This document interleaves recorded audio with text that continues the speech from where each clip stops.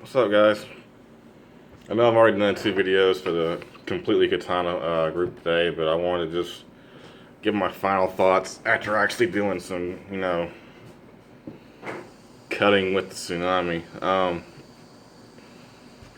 The last sword I got was the Musashi Silver Series Emperor Midnight. What did the thing is like a fucking mile long on the title. It's like this long if you got to write it down. But anyway, it's a T10 sword by Musashi. And I tested it. I got it sharp like I wanted. It took a decent edge, but I lost the edge really quick. Um, just cutting some empty water bottles and one cut on a mailing tube. It cut the tube fine. It made the cut, but afterwards it had no edge in the areas where the blade made impact with the targets. It was still sharp down here toward the hibaki. But, where the cutting took place, it was dull and scuffed. The blade scuffed really, really bad. Even after polishing it with Noxon, re-edging it with the belt sander, the edge came back, but the scratches are still there. And I've done, sorry, I'm sleepy. I'm still yawning. It's my day off, I'm lazy. But, I had done tests with the Viper I got, and I've even cut with the Shinto a little bit. Never anything like abrasive, just, some water balls and some paper. Obviously, it didn't get scuffed or scratched. But, you expect more out of a T10 sword that, is $300. And true swords is like 260, 270, whatever, and then you throw on the shipping and the taxes, and it just magically equals up to that round number of $300. So, yeah, other swords in that price range, they do a lot better than that. But it was just a whim. I took a chance on it. It needed some work out of the box. Seppas were loose. Inside the ska need to be like shimmed with more wood, more shims or whatever for it to tighten up. The what is it called? The tang. I don't know. I can't remember the exact name. Would move back and forth inside the ska, so the Makugi had to be changed as well as it being shimmed inside to fit the ska. The seppas actually need to be doubled up on the bottom because it was so loose. So it kind of became a project. So, I'm debating on selling it. It is South Sharp. It just won't stay that way for some reason. I don't know. In the beginning I recommended it, and now I don't. Let me just go get the sword. I keep talking about it. I'm gonna just go get the sword.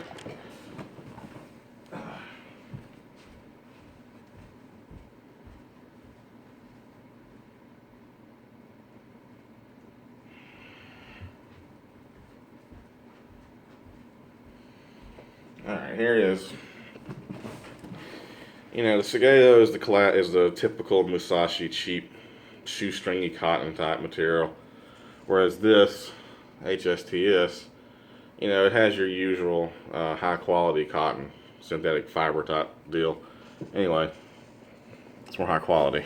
The doing a bump test, I call it a bump test. I'm not sure what it's called when you take the spine and you tap it on something like wood to see if anything starts rattling. The Kashira, that right? Pops up and moves over on impact if anything harder than like a pool noodle or a bottle, water bottle. As you can see, I had to put double. Well, you probably can't see it. Had to put double seppas on the bottom to make it, hold. Where's the scratches at?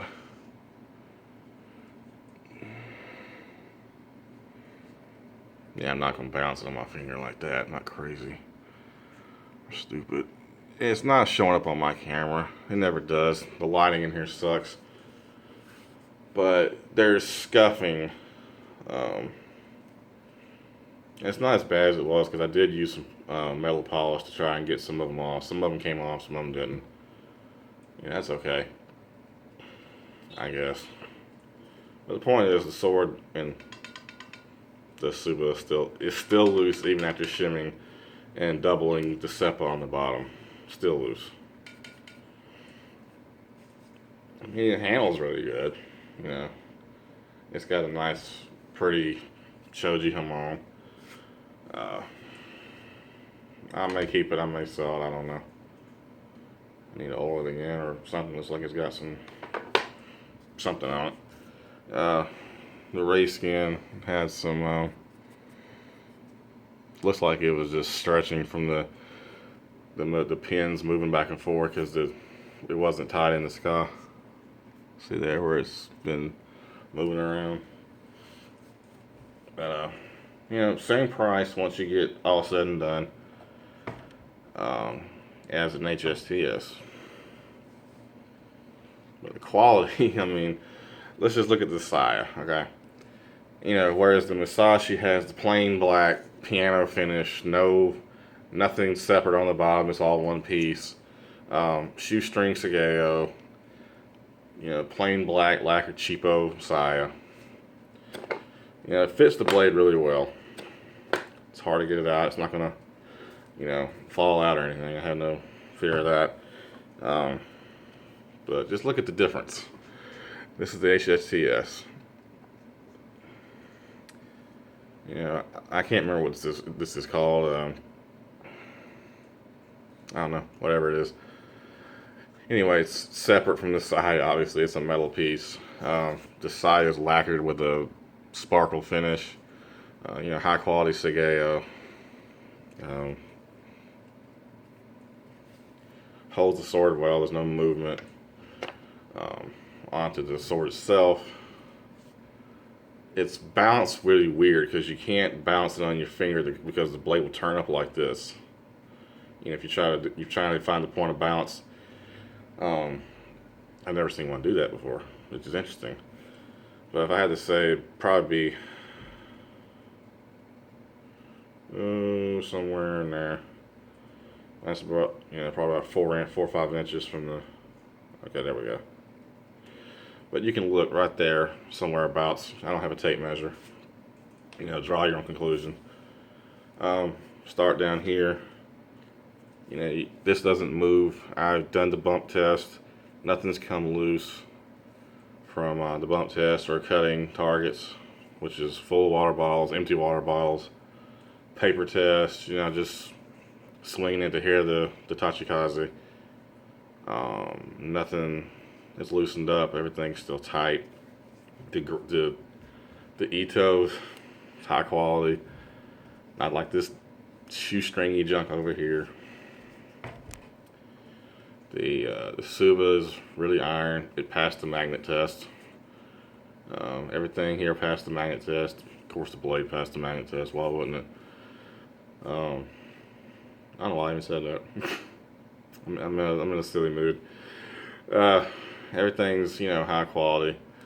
The blade took a great edge and it holds it very well. And I like the habaki. It's unusual how it has like a rough grind right there. I'm not sure what that's called. It kind of reminds me of my Ronin. The habaki here. Really, really deep, fuller, wide, deep. You know, it takes a lot of weight off the blade, I imagine. I don't know if the Yokote is real, if it's just, yeah, I really don't care. It looks great. You know, it's still there. You know, the Kasaki is like needle sharp, and after cutting, you know, empty plastic, other stuff, there's no scratches on the blade. It didn't scratch. The edge didn't roll. Nothing happened except it destroyed whatever I put it against. I'm very pleased with this. You know, y'all seen me do swipe tests. I'm not going to cut anything with it right now. I just posted the pool noodle video and the freestanding notebook, freestanding printer paper, and so y'all know it cuts, y'all know it's sharp, you know that it does what it's supposed to do, and I'm very pleased with it. I mean, it cuts better than my Shinto, and the Shinto is probably about what, $600-700 now, I don't know, and it's one of the older versions, so it's supposedly made out of railway steel. I don't know, I have no idea, but yeah, it's a good sword, but it doesn't handle anything like this. You know, when you get the right, what is it, Hasuji, the angle, and that Tachikaze, that noise it makes, you know, you hear that, it just sounds so awesome. But, you know, even though it handled those light targets, you know, the pool noodle just sitting there like this, you know, and the paper sitting there, and you know, I got statics on the paper, and the, you know, you ain't gonna get a static on a freestanding pool noodle. It's just not gonna happen. There's no way at all there. But, you know, it handled it very well.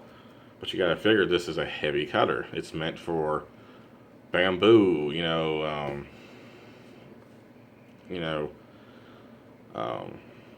the tatami, when you put the, I guess, the bamboo in the middle of it and you wrap it and you soak it overnight and all that stuff. It's meant for hard targets, in other words. But it can also be used as a light cutter, as you've already seen me prove. You know, try cutting freestanding pool noodles or paper with a cold steel warrior. It ain't gonna happen. The Raptor might do it. I think the Raptor can do it. But it's also got a, you know, fuller, and mine's the Inokubi Zakuri, so it's lighter than, I guess, the Shobu. I don't know. Anyway, so yeah, I just want to give my final thoughts on it. I mean, it's the best sword in my collection, you know, and I can't really compare it to the Viper. The Viper is, you know, it's less than 2 pounds.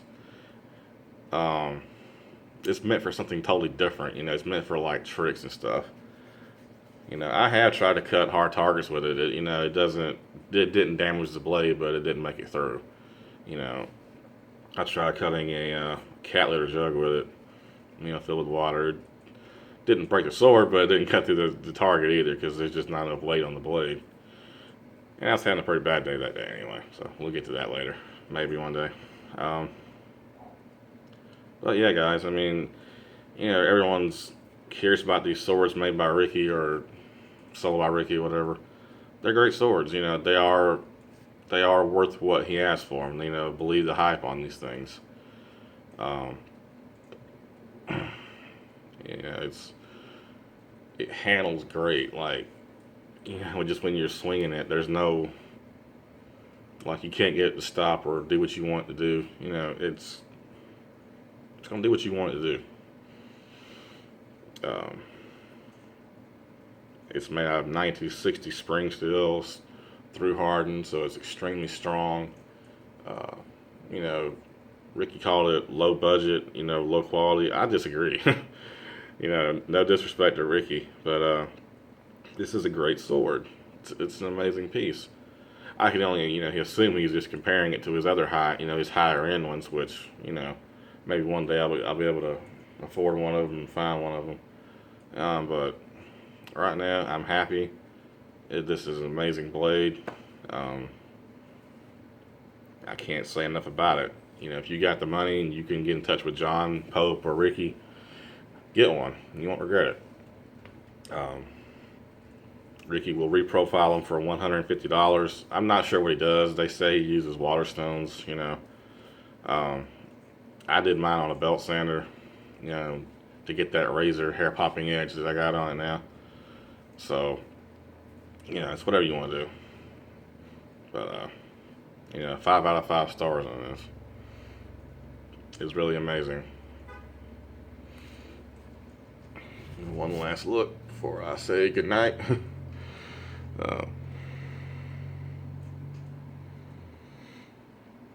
And also the degree of sharpness that you saw in the video, you know, that's what you can expect from a blade that's sharpened by me.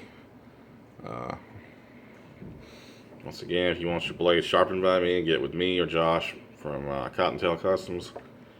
It's $25 per sword. just pay the shipping. Usually the shipping, you know, is around $14, $15, $20 at the most, you know.